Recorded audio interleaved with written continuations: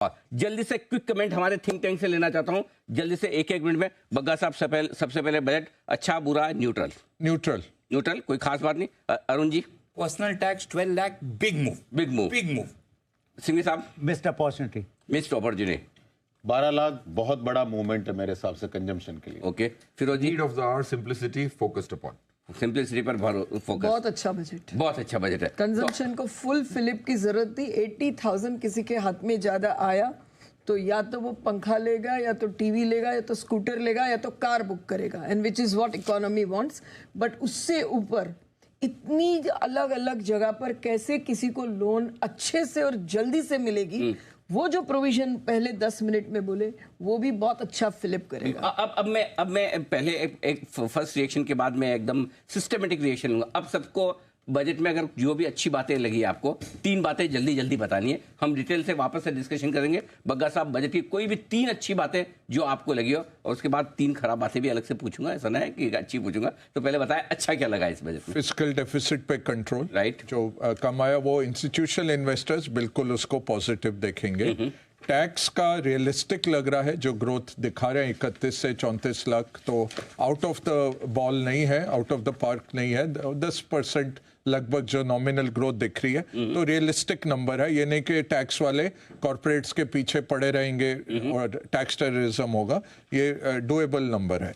और तीसरा ये जो 12 लाख का जो हुआ, उससे कंजम्पशन। अरुण, आपको क्या, आप चाहे तो अपने टैक्स के हिसाब से बताएं। रेगुलेटरी रिफॉर्म्स का उन्होंने कमिटी जो कहा कि 1 साल के अंदर कमिटी विल अनाउंस कि कौन से रेगुलेशंस जाने चाहिए, कम होने चाहिए, वो इंपॉर्टेंट है for non finance sector. Number 2, इन्होंने जो टैक्स रेट में, मैं हमेशा से बोलते आ रहा हूं कि 30% जो है आप 25 लाख के ऊपर लेके जाइए।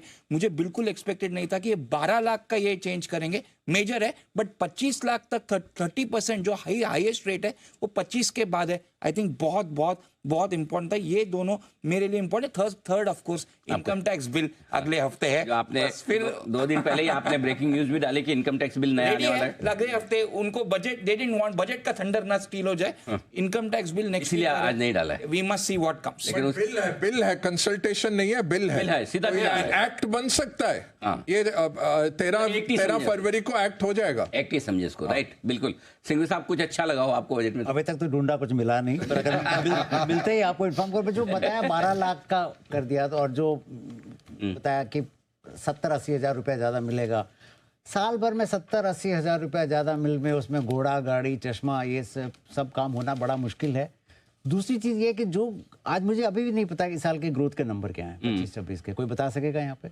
इसमें ग्रोथ का नंबर तो जीडीपी ग्रोथ नंबर तो बताया नहीं है, तो उसके बिना सारा माहौल जो है वो उसी पे डिपेंड है। जो इकोनॉमिक सर्वे था, बड़ी ब्रॉड रेंज दी हुई है, 6.3 to 6.8, and we will be closing the year at around 6.4।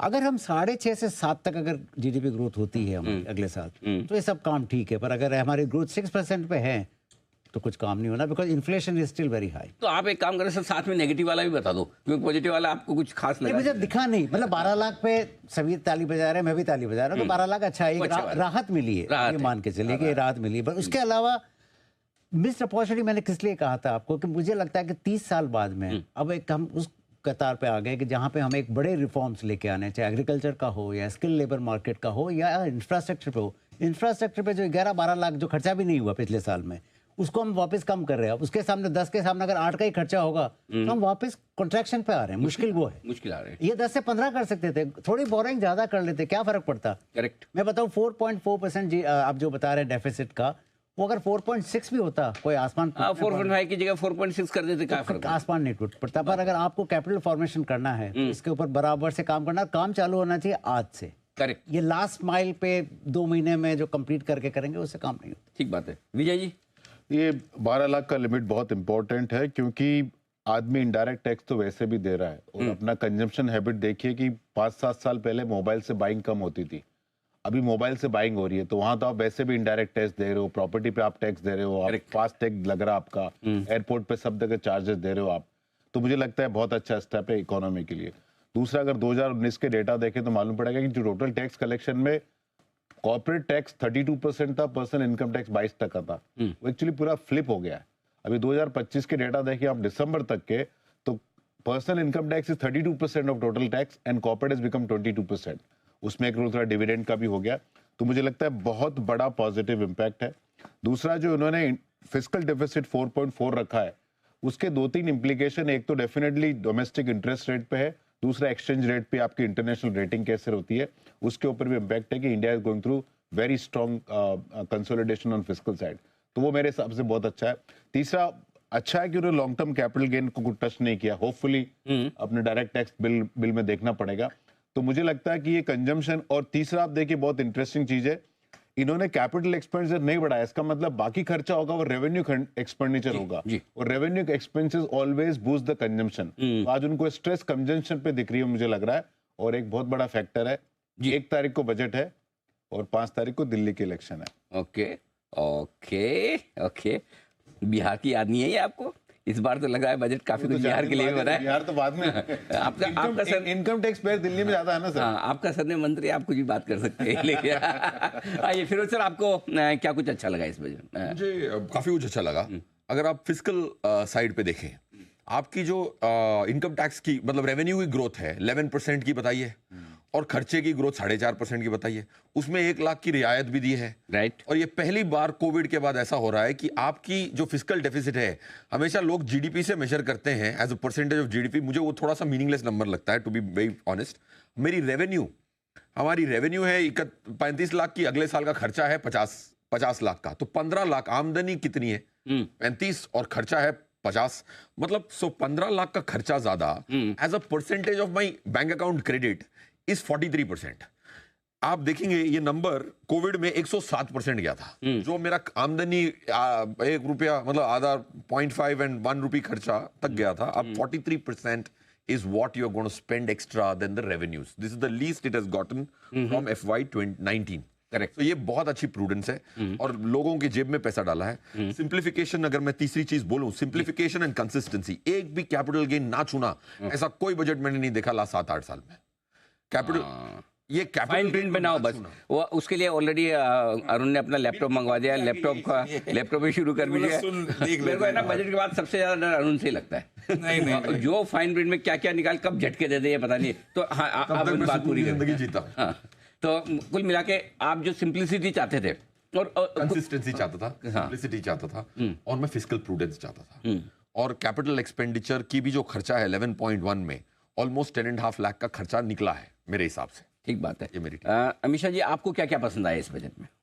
Fiscal consolidation definitely, क्योंकि उसकी वजह से crowding out of private sector कम होता है, and when currency war will be one of the key things to ये इस साल में जो देखना पड़ेगा, तो हमारा ये कंसोलिडेशन उसमें भी कहीं ना कहीं हमें हेल्पफुल रहेगा।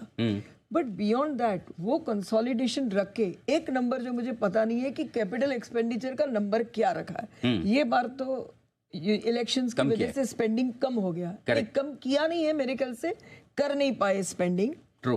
बट नेक्स्ट ईयर अगर एटलीस्ट 20% ग्रोथ वहां रखा है, और साथ में जो पर्सनल कंजम्पशन को बूस्ट कर दिया है through tax rationalisation, tax rate rationalisation, which will probably give much more strength to the economy which is required. एक important बात मैं जरूर कहना चाहूँगी कि शायद उनकी बहुत सारी लंबी सारी छोटी छोटी चीज़ें important ना लगी हो, बट वो जरूर बताती है कि हर एक सेगमेंट से इनपुट लिया गया है। क्योंकि आज डेटा सेंटर इंडिया में अगर फ्लरिश होना है तो न्यूक्लियर पावर लगेगा ही। करेक्ट। अगर हमें कोई एक पल्स में इंडिपेंडेंट होना है, या तो हमें कोई एक सेगमेंट को कहीं पर बूस्ट देना है, तो वो जो छोटी छोटी चीज़ों, टीसीएस में प्रॉब्लम था सबको, वो हर एक चीज को सॉल्व करने की कोशिश की गई है। The agileness I see is still as good. Absolutely. और जिस नंबर की आप बात करिए वो नंबर मेरे सामने आया, वित्त वर्ष 2026 के लिए कैपेक्स 11.2 ट्रिलियन, यानी कि मतलब खास 11.2 लाख करोड़, मतलब वो खास नहीं एग्जैक्टली जो इस साल का था बजटेड। इस साल करेंगे कम, थोड़ा कैप रख दिया, 1 लाख करोड़ कम करेंगे, और उतना ही बढ़ा दिया, 10% बढ़ाया, एक्चुअल से 10% बढ़ाया, और पिछले बजट से इस बजट सेम है। करेक्ट। जो अभी नए टैक्स स्लैब्स हैं वो नए टैक्स रेजिम के लिए, ओल्ड टैक्स रेजिम में सेम टू सेम है, कोई बदलाव नहीं। कोई चीज नहीं। हाँ, ओल्ड टैक्स रेजिम में कोई बदलाव नहीं, बिल्कुल ठीक बात है। तो और सरचार्ज में भी कोई चेंज नहीं है एज आई सी। ऐसा तो बोला ना उन्होंने, अब की बार कुछ नहीं करेंगे सरकार। हाँ, ऐसा मत करो। नया बिल आएगा तो हाँ, नया बिल जो भी आया उसमें क्या